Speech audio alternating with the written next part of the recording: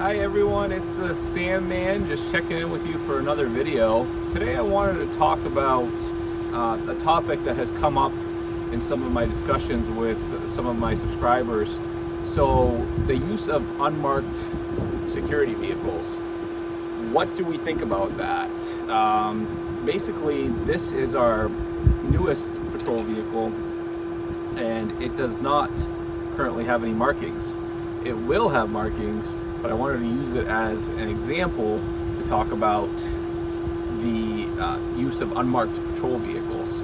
Now, you see a lot of law enforcement agencies using unmarked patrol vehicles, and the primary reason for that is a more low-profile appearance. When patrol vehicles are unmarked, they blend in better with civilian vehicles, and so then you have that ability to kind of sneak up on people. Being more discreet can be helpful, especially in high crime areas. People do not expect you coming when you have an unmarked vehicle. But as we all know, a lot of people do get to know what unmarked vehicles look like. They tend to often be Fords, and they might have antennas on the roof, and sometimes you'll see hidden lights. So, you know, we do have those different characteristics of unmarked vehicles. As you can see with this vehicle, it has a light bar because we are going to mark this vehicle. But I wanted to know your thoughts on using unmarked vehicles for security vehicles.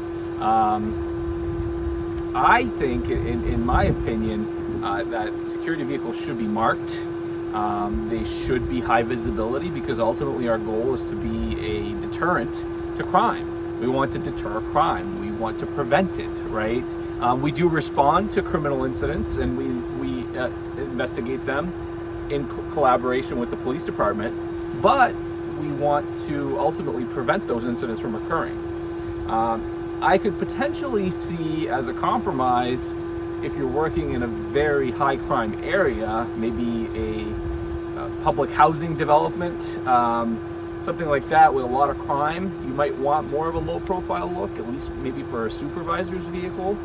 But ultimately, I think that having a marked patrol vehicle is a huge deterrent to crime. When someone comes onto a property and sees a marked patrol vehicle, they know that that property is protected.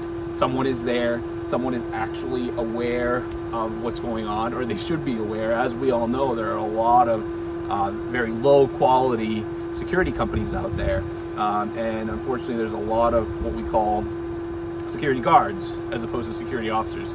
A lot of security guards are not very well trained and they're not alert. They're basically just the human version of an alarm system, if they're even that, because sometimes they won't notice an issue in order to be able to sound that alarm to call for help. So like I said in my other videos, I think that, you know, security officers are much more professional, even though a lot of companies use that title very loosely. I take that title seriously. A true security officer is a professional. It's someone with enhanced training and also elevated professionalism. They're more professional, and they know how to respond to different types of situations. So that's my perspective on using unmarked patrol vehicles. Our vehicle, even before we got the light bar, we just had the hidden lights in the grille and either the rear deck and all of that, dash lights. That's, like I said, that's more for law enforcement. I think that security vehicles should be marked. I don't think that kind of look is really useful for security. But let me know what you think in the comments section below. I do want to hear your opinion. I want to hear what you think. Some people might work in different areas. Like I said, they might work in very high crime areas and they might have completely different opinions than mine. I apologize also for all these black flies. It is the springtime and there's a lot of black flies out here in the woods. So just make sure, like I said, that you know that I value your opinions. Please chime in the comment section below. I love the conversations that go on. I love when people keep those conversations going. I try to keep them going as well. Whenever I get a chance, I check the comments and I like to respond to them. So that's what I have for you. Like I said, please keep commenting, keep liking the video, and subscribe as well if you haven't subscribed. I like making this content. I'm really passionate about professional security officers. I think that that's the way to really elevate the profession.